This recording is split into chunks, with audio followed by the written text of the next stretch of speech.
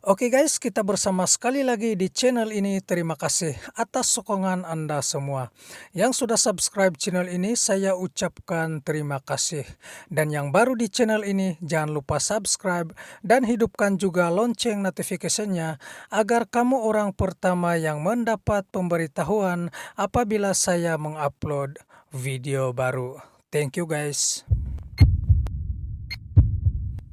Oke guys, sebelum saya teruskan perkongsian ini, saya berharap Anda semua yang telah meluangkan masa untuk menonton video ini agar senantiasa diberikan kesehatan, murah rezeki, dan diberkati selalu. Tan Sri Yang Dipertua, izinkan saya untuk merakamkan setinggi-tinggi penghargaan dan terima kasih kepada semua ahli yang berhormat kerana telah mengambil bahagian dalam sesi perbahasan Rang Undang-Undang Perbekalan 2022 yang amat penting ini. Tidak kurang dari 15 ahli yang berhormat telah turut sama berbahas dan perkara yang dibangkitkan merentasi kepentingan rakyat, perniagaan dan negara. Saya hargai semua cadangan, teguran serta pandangan yang disampaikan oleh ahli-ahli yang berhormat semua. Sebelum saya menjawab persoalan yang dibangkitkan sepanjang tempoh perbahasan, izinkan saya mengambil kesempatan di sini untuk menzahirkan rasa duka cita atas bencana banjir yang sedang melanda negara dan bersimpati kepada semua keluarga Malaysia yang terkesan. Salam takziah kepada mereka yang telah kehilangan orang yang tersayang serta jutaan terima kasih kepada seluruh keluarga Malaysia yang telah turut sama untuk membantu mereka yang terjejas. Kerajaan kekal komited untuk membantu seluruh keluarga Malaysia yang terkesan dan seperti yang diumumkan oleh Yang Amat Berhormat Perdana Menteri, kerajaan telah mengambil beberapa langkah segera bagi mengurangkan beban keluarga Malaysia yang terkesan daripada musibah ini. Tan Sri Yang Dipertua, dalam tempoh 3 hari perbahasan RUU Perbekalan 2022, izinkan saya menyentuh beberapa topik utama di dalam ucapan penggulungan ini. Beberapa orang ahli yang berhormat telah menyentuh soal peruntukan tahun 2022 bagi sesebuah kementerian, segmen masyarakat atau program. Yang berhormat Senator Tuan Adnan Ituk menegaskan bahawa bajet ini adalah untuk semua rakyat dan perlunya MOF memberi perhatian kepada keperluan kumpulan minoriti.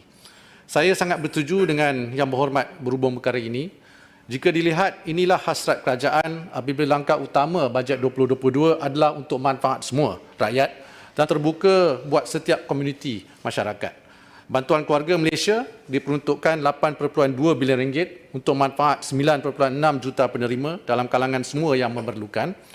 Jamin kerja pula disediakan RM4.8 bilion untuk mewujudkan 600,000 peluang pekerjaan baharu, terutamanya buat belia Malaysia tanpa mengira bangsa.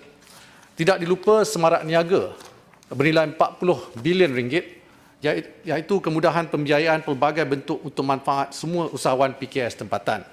Dalam masa yang sama, kerajaan tidak alpa akan keperluan buat kumpulan minoriti di Malaysia. Saya menerima baik keprihatinan Yang Berhormat Senator Tuan Adnan yang membangkitkan nasib komuniti seperti orang asli, komuniti Siam, Sikh, Sri Lanka dan Portugis, yang walaupun kumpulannya kecil, tetapi mereka juga ada keperluan khusus.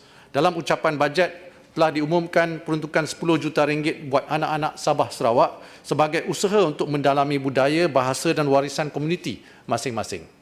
Maka, Yang Berhormat Tan Sri, sukacita diumumkan MOF akan turut memperluas manfaat komuniti minoriti lain dengan peruntukan tambahan RM5 juta melalui Ketua Masyarakat atau NGO untuk menggalakkan pembelajaran budaya dan bahasa. Saya mengeratkan ukhuwah komuniti dan mendorong pembangunan saksiah remaja. Pembelajaran ilmu bahasa, misalnya bahasa Thai, berupaya menyumbang kepada manfaat ekonomi melalui hubungan dagangan dengan negara jiran serta menyokong perkhidmatan penyumberan luar serantau di Malaysia. Selanjutnya, saya juga merakamkan ucapan terima kasih atas keprihatinan Yang Berhormat Senator Datuk Issa Abdul Hamid yang menyentuh perlunya peruntukan belanja mengurus lebih besar kepada Jabatan Kebajuan Orang Asli atau JAKWA. Kerajaan ini sememangnya menitik beratkan keperluan komuniti orang asli untuk makluman semua. Bagi tempoh 5 tahun sebelum kerajaan semasa, peruntukan belanja mengurus atau OE JAKWA hanya meningkat sebanyak RM10 juta, iaitu daripada 103 juta ringgit semasa bajet 2016 kepada 113 juta ringgit semasa belanjawan 2020. Dalam bajet pertama saya, OE Jakwa di bawah bajet 2021 telah ditingkatkan 10 juta ringgit kepada 123 juta ringgit dan seterusnya dinaikkan lagi hampir 40 juta ringgit kepada 162 juta ringgit untuk bajet 2022. Peningkatan ini antaranya untuk tujuan pengangkutan anak-anak orang asli ke sekolah serta kenaikan wang saku murid sekolah menengah daripada 2 kepada 4 ringgit sehari yang bakal memanfaatkan 16,000 murid orang asli. Kerajaan juga bersetuju memanjangkan skim bantuan gerakan grant pendidikan orang asli kepada IPT GLC seperti UTP, Unitan dan juga MMU. Bagi mengelakkan keciciran daripada menerima BKM, kerajaan akan melaksanakan pendaftaran automatik berdasarkan data Jakwa dan dengan itu komuniti orang asli tidak perlu memohon. Untuk memudah cara penyampaian BKM kepada penerima, sukacita saya maklumkan bahawa program bank bergerak di Sabah Sarawak seperti diumumkan dalam bajet 2022 akan juga merangkumi semenanjung Malaysia, khususnya bagi beroperasi di kawasan pedalaman komuniti orang asli. Selanjutnya Yang Berhormat Senator Ras Adibah memohon penjelasan berhubung nasib OKU selepas tamat program MyStep. Untuk makluman Yang Berhormat, MyStep ialah program yang menawarkan peluang pekerjaan jangka pendek secara kontrak di sektor awam dan GLC dalam usaha meningkatkan kebolehpasaran.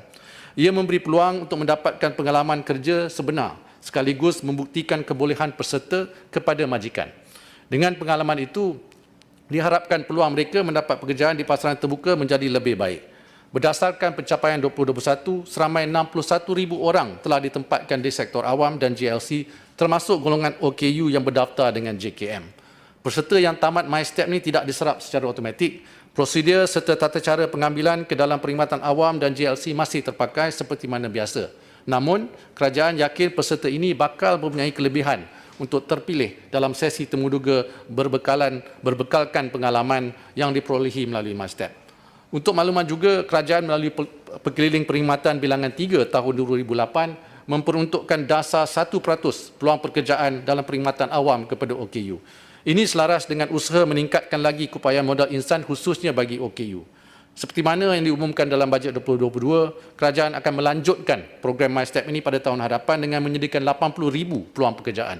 Sejajar dengan usaha memastikan golongan OKU mendapat peluang pekerjaan, kerajaan turut mengumumkan penempatan 1% kuota khas kepada OKU bagi program MyStep 2022. Tan Sri Yang di-Pertua, terdapat sebilangan ahli yang berhormat turut membangkitkan berhubung pelaksanaan program-program perlindungan sosial, antaranya seperti Yang Berhormat Senator Datuk Johannes Abdul Aziz yang menyentuh berhubung voucher perlindungan tenang dan Yang Berhormat Senator Datuk Husin yang membangkitkan soal pelaksanaan MySalam. Untuk makluman Yang Berhormat, voucher perlindungan tenang dengan nilai RM50 telah diumumkan dalam belanjawan 2021 untuk manfaat golongan B40. Kesemua 8 juta penerima bantuan prihatin rakyat layak menerima voucher tersebut. Sehingga 15 Disember, hampir 900,000 golongan B40 telah menembus voucher ini dengan nilai hampir RM45 juta melalui pembelian insurans atau takaful yang didaftar sebagai produk perlindungan tenang. Umumnya, program ini melibatkan 16 syarikat insurans dan pengendali takaful di bawah Persatuan Insurans Am Malaysia, Persatuan Insurans Hayat Malaysia dan Persatuan Takaful Malaysia. Semakan kelayakan untuk menuntut voucher ini boleh dibuat dengan melayari www.myptv.my atau mengunjungi mana-mana syarikat insurans atau pengendali takaful yang menawarkan produk perlindungan tenang. Bagi pemohon yang layak, penebusan voucher boleh dibuat dengan melayari www.mycoverage.my atau melalui pembelian terus di kaunter. Produk perlindungan tenang merangkumi pelbagai jenis perlindungan termasuk perlindungan untuk insurans hayat, penyakit kritikal, hospitalisasi, hilang upaya, kebakaran dan kerosakan isi rumah akibat banjir. Seperti diumum dalam bajet 2022, voucher perlindungan tenang ini telah ditambah baik dan ditingkatkan nilai voucher kepada RM75 untuk tahun 2022. Sukacita diumumkan bahawa golongan B40 boleh menebus voucher RM75 ini bermula 1 Januari 2022 dengan syarikat insurans dan pengendali takaful yang berdaftar. Berhubung skim MySalam, izinkan saya jelaskan mengenai penambahbaikan yang dibuat oleh kerajaan ini. Pada tahun 2019, skim ini telah membantu 4.3 juta individu B40 dengan bayaran manfaat berjumlah RM11.5 juta. Sebagai perlindungan semasa kerajaan pentadbiran sedia ada, Bayaran manfaat MySalam bagi hospitalisasi dan penyakit kritikal telah meningkat kepada 76.9 juta ringgit atau lebih 6 kali ganda pada tahun 2020 dan seterusnya naik kepada 120.9 juta ringgit untuk tempoh 11 bulan hingga November 2021. Selain itu, MySalam juga telah mengeluarkan 119.6 juta ringgit sehingga November 2021 atas tuntutan berkaitan COVID-19. Di samping itu, dalam bajet 2022, skim MySalam akan diperluas sehingga 2 kali ganda bagi merangkumi lebih daripada 9 juta individu. MySalam juga telah ditambah baik dengan peruntukan 50 juta ringgit bagi bantuan peranti perubatan kepada B40. Kerajaan akan terus memantau prestasi dan menambah baik skim ini berdasarkan kemampuan dana MySalam. Umumnya, piagam pelanggan memproses tuntutan ialah 10 hari bekerja. Bagi mengurangkan insiden kelewatan dan meningkatkan kesedaran, bilangan kaki tangan ditingkatkan di samping menyediakan kaunter khas di hospital utama di setiap negeri. Keselamatan data penerima MySalam adalah serius dan tertakluk kepada Akta Perlindungan Data Peribadi 2010 dan Akta Rahsia Rasmi 1972. Pihak Great Eastern Takaful Berhad yang mengendalikan skim MySalam hanya dapat menggunakan data bagi skim MySalam sahaja dan tidak dibenar menggunakan data tersebut bagi kegunaan lain seperti menjual produk insurans atau takaful lain kepada penerima MySalam. Tan Sri Nadi Petua, Yang Berhormat Senator Datuk Arman mempertengahkan cadangan agar syarikat GLC dan swasta dapat menyediakan tablet dan internet kepada pelajar B40 sebagai salah satu CSR. Untuk makluman Yang Berhormat, kerajaan menyambut baik sebarang cadangan menyediakan kemudahan khususnya kepada pelajar-pelajar daripada keluarga B40. Kerajaan mengalu-alukan mana-mana syarikat GLC dan swasta untuk menjalankan tanggungjawab sosial dalam membantu keperluan murid-murid sekolah seperti pemberian komputer, kemudahan internet dan lain-lain. Pun begitu, khususnya GLC, sebarang pelaksanaan cadangan hendaklah mengambil kira kedudukan kewangan syarikat serta mendapat persetujuan lembaga pengarah masing-masing. Setakat ini, GLC telah pun menyumbang 150,000 buah komputer riba kepada sekolah di kawasan berpendapatan rendah. Kerajaan juga dalam proses meneliti keberhasilan program tersebut bagi mempertimbangkan perluasan program dengan menyediakan peranti untuk murid sekolah.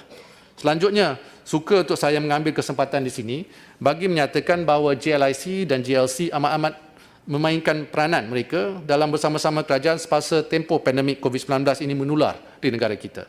Sejak Mac 2020 sehingga Disember 2021, jumlah sumbangan yang telah diberikan oleh JLIC dan GLC bernilai lebih 8.19 bilion ringgit. Antaranya termasuklah moratorium sehingga 6 bulan, insentif pengecualian serta pengurangan sewa sebanyak 50% kepada pengusaha yang berniaga di bangunan milik JLIC dan GLC seperti di KLCC, hentian R&R Plus dan sebagainya. Kedua, rebat sehingga 30% oleh Petronas kepada peniaga Bumiputera di ruang niaga suria KLCC, Mesra Mall dan Alamanda Putrajaya, nilainya lebih kurang 15 juta ringgit. Ketiga, membantu lebih 2,200 peniaga Bumiputera melalui moratorium bayaran pinjaman, penangguhan bayaran pokok dan sebagainya. Dari sini, Petua, saya merujuk kepada telahan yang disuarakan oleh Yang Berhormat Senator Puan Lim Hui Ying yang bahawa seolah-olahnya terdapat ketidaktelusan berhubung pembelian vaksin COVID-19 dan penggunaan dana kumpulan wang amanah negara atau PWAN. Izinkan saya memberi pencerahan berhubung perkara ini. Untuk makluman Yang Berhormat, semasa pembentangan Belanjawan 2021, saya telah umumkan perolehan bekalan vaksin COVID-19 jangka melibatkan kos melebihi 3 bilion ringgit untuk keperluan rakyat Malaysia. Namun, memandangkan pada masa itu jumlah bekalan dan harga masih belum dimuktamadkan oleh syarikat pembekal vaksin, maka tiada peruntukan dikhususkan sebagai sebahagian daripada peruntukan 322.5 bilion ringgit dalam Belanjawan 2021. Hanya menjelang Mac 2021, iaitu setelah kerajaan melaksanakan rundingan bekalan vaksin bagi keperluan sehingga 120% penduduk Malaysia, kerajaan menetapkan sebanyak 5 bilion ringgit diperlukan bagi perolehan bekalan vaksin serta perbelanjaan lain berkaitan pelaksanaan program imunisasi COVID-19 kebangsaan atau PIK. Bagi mempercepat pelaksanaan PIK supaya selesai menjelang Disember 2021, kerajaan memutuskan untuk membiayai perbelanjaan PIK ini sebanyak 5 bilion ringgit menggunakan sumber dana KUAN. Dengan adanya sumber khusus untuk pelaksanaan PIK, Malaysia telah diiktiraf mencapai kadar vaksinasi antara yang terpantas di dunia. Setakat ini, lebih 97% penduduk dewasa telah lengkap divaksinasi dan ini telah mengurangkan bilangan kes COVID-19 dan juga tahap penggunaan ICU yang kini berada di bawah 60%. Pencapaian ini yang membolehkan hampir semua negeri beralih ke fasa 4 di bawah Pelan Pemulihan Negara. Kuan asalnya dengan nawaitu untuk memanfaatkan generasi akan datang. Tidakkah penggunaan kuan untuk pik amat wajar bagi menjamin masa hadapan negara? Perkara ini dipersetujui oleh semua dan dengan itu pindaan Akta Kuan membenarkan pembelanjaan untuk vaksin telah diluluskan dan sebulat suara di Dewan Rakyat, termasuk juga ahli-ahli parlimen dari kedua belah pihak. Berdasarkan penilaian semasa, adalah amat penting bagi semua rakyat diberikan dos penggalak, terutamanya dengan kemunculan varian Omicron. Demi memelihara kesejahteraan rakyat, saya ingin umumkan kerajaan memutuskan untuk meningkatkan peruntukan pembiayaan kuan daripada 5 bilion kepada 6 bilion ringgit. Penambahan ini pastinya untuk memastikan bekalan vaksin mencukupi, termasuk dos penggalak yang bukan saja untuk penduduk dewasa tetapi juga golongan remaja. Bagi menjamin kesejahteraan rakyat, kerajaan akan bertindak secara proaktif dan terus memantau keadaan dari masa ke semasa.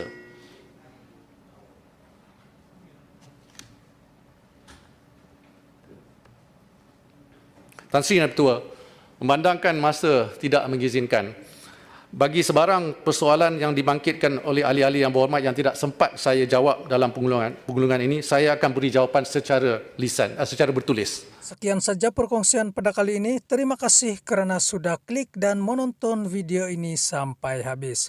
Kepada yang baru di channel ini, jangan lupa untuk tinggalkan like, share, dan subscribe. Salam satu dunia. Bye-bye.